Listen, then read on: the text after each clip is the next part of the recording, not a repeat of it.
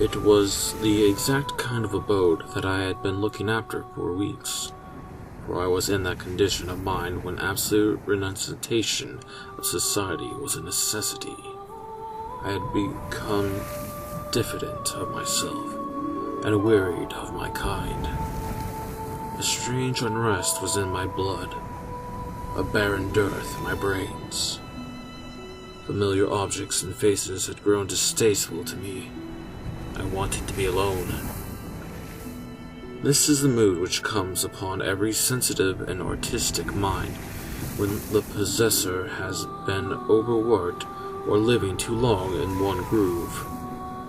It is nature's hint for him to seek pastures new, the sign that a retreat has become needful. If he does not yield, he breaks down and becomes whimsical and hypochondriacal, as well as hypercritical. It is always a bad sign when a man becomes overcritical and censors about his own or other people's work, for it means that he is losing the vital portions of work, freshness, and enthusiasm.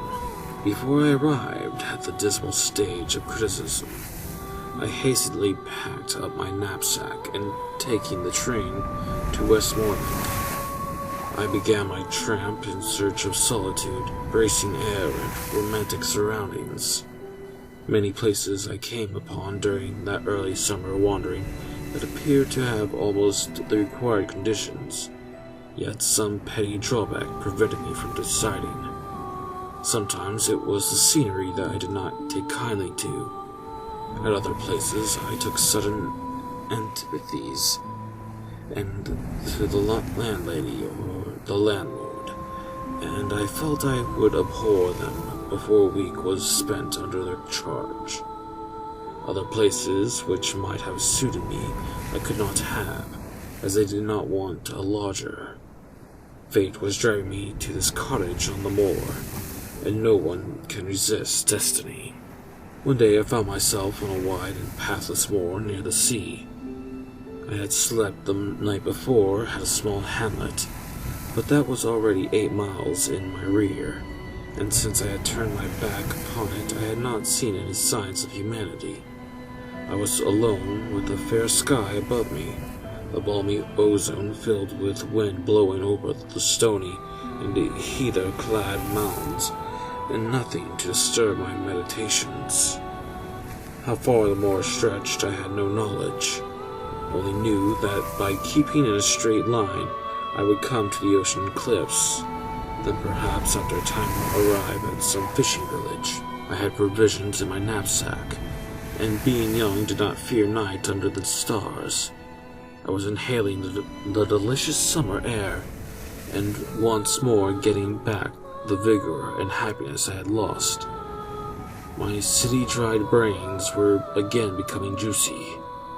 Thus, after hour slipped past me, with the paces until I had covered about 15 miles since morning, when I saw before me in the distance a solitary stone-built cottage with roughly slated roof. "I'll camp here if possible," I said to myself as I quickened my steps towards it. To one in search of a quiet, free life, nothing could have possibly been more suitable than this cottage. It stood on the edge of lofty cliffs, with the front door facing the moor, and the backyard wall overlooking the ocean. The sound of the dancing waves struck upon my ears like a lullaby as I drew near. How they would thunder when the autumn gales came on, the seabirds fled shrieking to the shelter of the sedges. A small garden spread in front, surrounded by a dry stone wall just high enough for one to lean lazily upon when inclined. This garden was a flame of color, scarlet, predominating, but those other soft shades that cultivated poppies take on in their blooming, for this was all that the garden grew. As I approached, taking notice of the singular assortment of poppies and the orderly cleanliness of the windows, the front door opened and a woman appeared who impressed me at once favorably as she leisurely came along the pathway to the gate and drew it back as if to welcome me. She was of middle age, and when young must have been remarkably good-looking. She was tall and still shapely, with smooth, clear skin, regular features, and a calm expression that at once gave me a sensation of rest.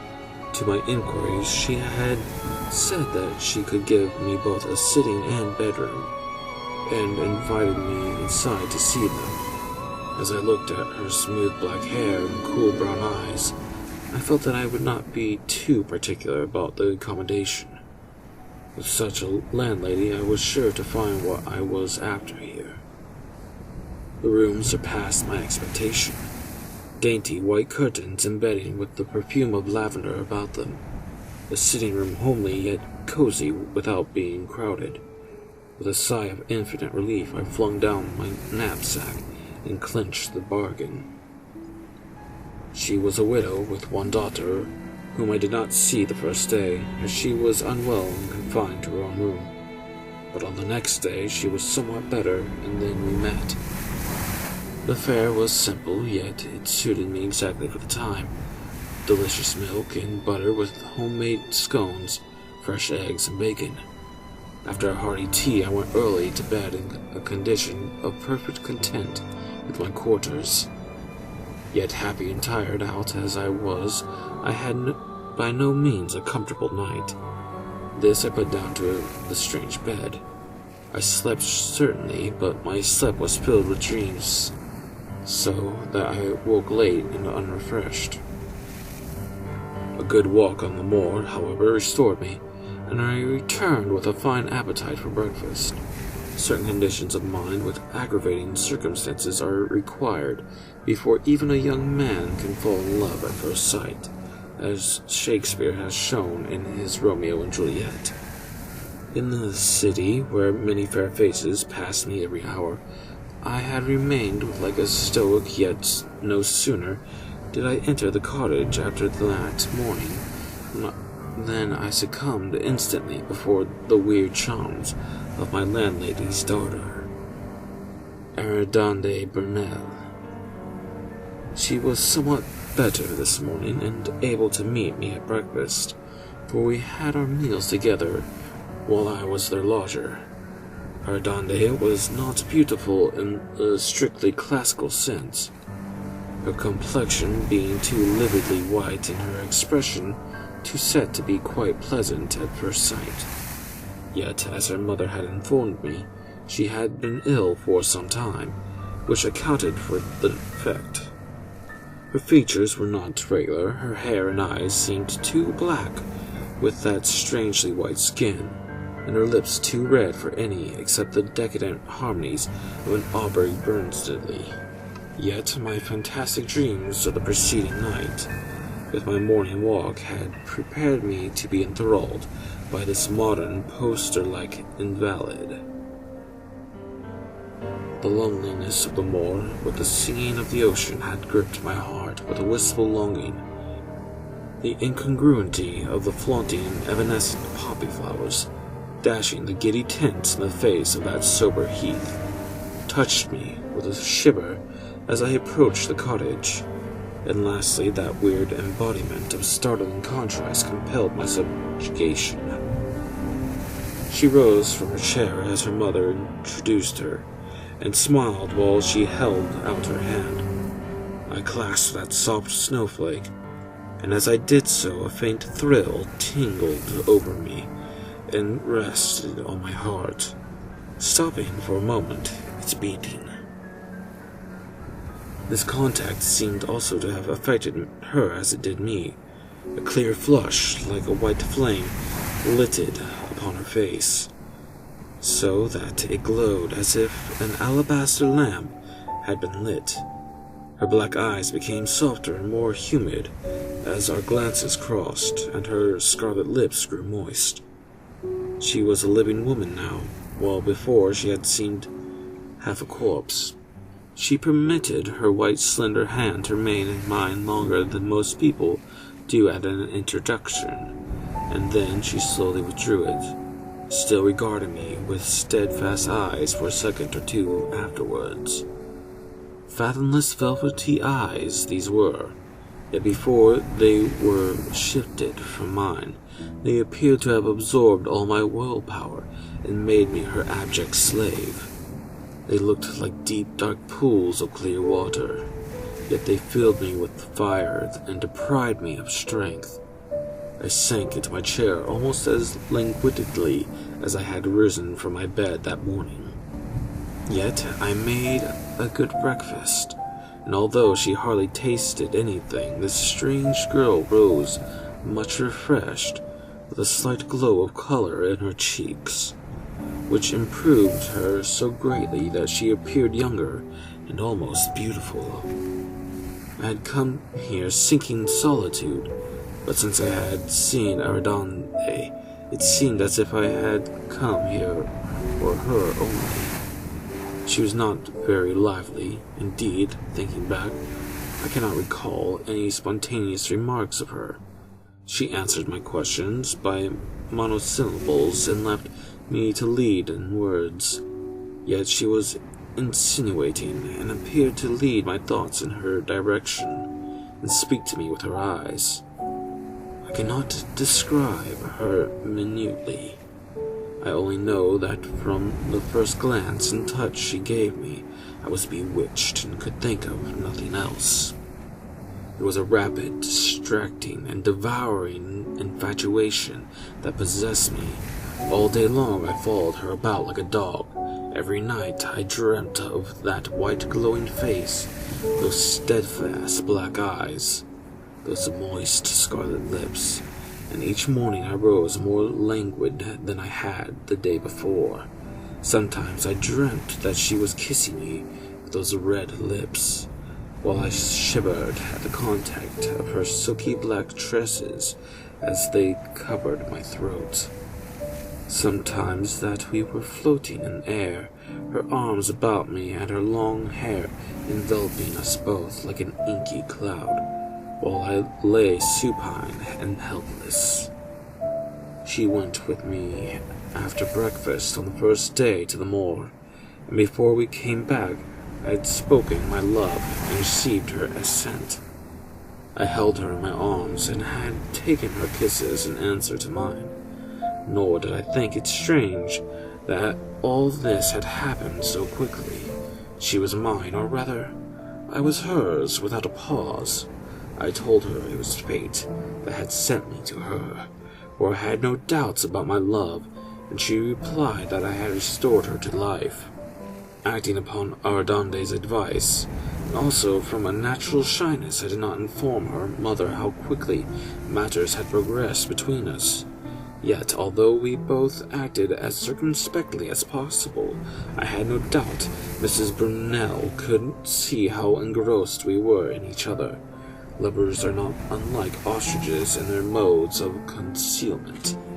I was not afraid of asking Mrs. Brunel for her daughter, for she already showed her partiality towards me, and had bestowed upon me some confidences regarding her own position in life, and I therefore knew that so far as social position was concerned, there could be no real objection to our marriage.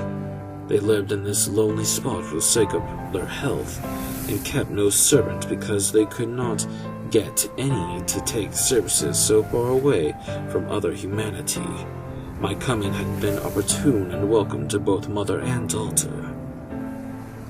For the sake of decorum, however, I resolved to delay my confession for a week or two, and trust to some favorable opportunity of doing so discreetly. Meantime, Ardande and I passed our time in a thoroughly idle and lotus-eating style. Each night I retired to bed, meditating starting work next day. Each morning I rose languid from those disturbing dreams, with no thought of anything outside my love. She grew stronger every day, while I appeared to be taking her place as the invalid. Yet I was more frantically in love than ever, and only happy when with her. She was my lone star, my only joy, my life. We did not go great distances, for I like best to lie on the dry heath and watch her glowing face and intense eyes while I listened to the surging of the distant waves. It was love that made me crazy, I thought, for unless a man has all his lungs poured beside him, he is apt to copy the domestic cat and bask in the sunshine. I had been enchanted quickly. My disenchantment came as rapidly, although it was long before the poison left my blood. One night, about a couple of weeks after my coming to the cottage, I returned after a delicious moonlight walk with Ardande. The night was warm and the moon full, therefore I left my bedroom window open to let in what little air there was. I was more than usually fagged out, so that I had only strength enough to remove my boots and coat before I flung myself wearily on the coverlet and fell almost instantly asleep without testing the nightcap draught that was constantly placed on the table, from which I had always drained thirstily. I had a ghastly dream this night. I thought I saw a monster bat, with a face and tresses of Ardande, flying into the air, fasten its white teeth and scarlet lips upon. I tried to beat her away, but could not, for I seemed chained down and thralled also, with drowsy delight as the beast sucked my blood with a gruesome rapture. I looked out dreamily and saw a line of dead bodies of young men lying on the floor, each with a red mark on their arms, in the same pot where the vampire was then sucking me, and I remembered having seen and wondered that such a mark on my own arm could pass fortnight. In a flash I understood the reason for my strange weakness, and at the same moment a sudden prick of pain roused me from my dreaming pleasure.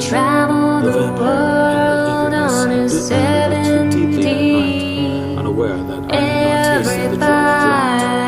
As I awoke, I saw a fleeing field of midnight, their black tresses flowing closely, red lips glued to the the shook horror dashed from my eyelids, giving one last glimpse of her savage eyes, white face and blood stained red lips. I rushed out into the night, moved on by my fear and hatred. Nor did I pause in a mad flight till I had left miles between me and that accursed cottage To disagree, travel the world and the seven seas. Everybody's looking for something. Some of them want to use you. Some of them wanna get used by you. Some of them want to abuse you. Some of them wanna be abused.